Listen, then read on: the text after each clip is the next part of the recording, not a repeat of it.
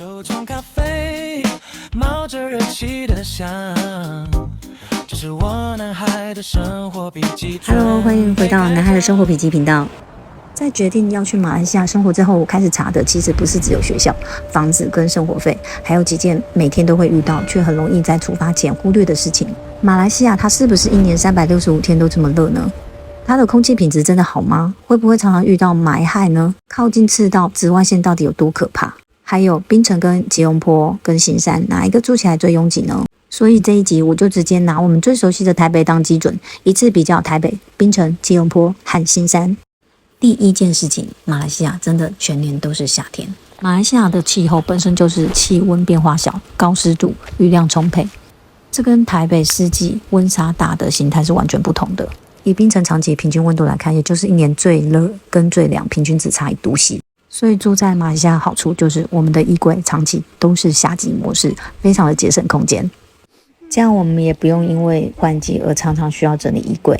這三個地方實際溫度差異不大，但都市的密度跟風還有建築環境遮蔽跟熱島效應會讓體感溫度不同。第二件事，馬來西亞不是雨季才下雨，其實靠近赤道的馬來西亞它是全年都有可能下雨的。像檳城的巴陽 Lampas 的長期平均降雨，1月大概就是最少82mm，到了9到10月下雨量才會提升到300mm以上，幾乎天天都有可能下雨，而且很多時候都是雨後雷陣雨。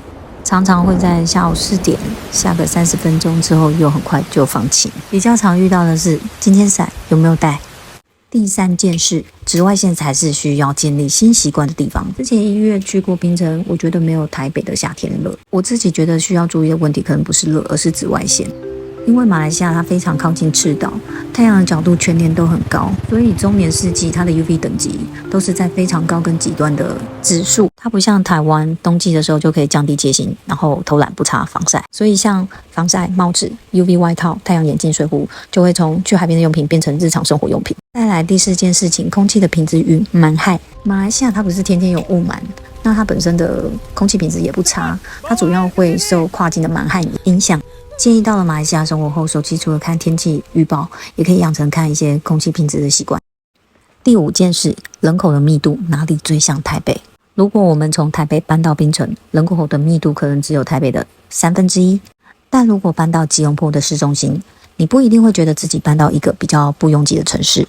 查完這些資料之後，我反而覺得去馬來西亞生活最需要準備的，不是害怕它很熱，而是要重新建立一些生活的習慣。出門我們要看紫外線的指數，帶水、帶傘、防曬，還有蠻旱的季節多看一下空氣品質。我們要選擇什麼城市，也不是只是看學校跟房價。檳城跟吉隆坡、新山看起來都是叫做馬來西亞生活，但實際的生活密度跟生活感其實差很多。所以我們出發之前先把這些弄懂，到真正開始生活的那一天，至少不會覺得每件事情都變成驚喜或驚嚇。這就是我們移居馬來西亞之前又完成了一份生活筆記，與你們分享。記得訂閱按讚，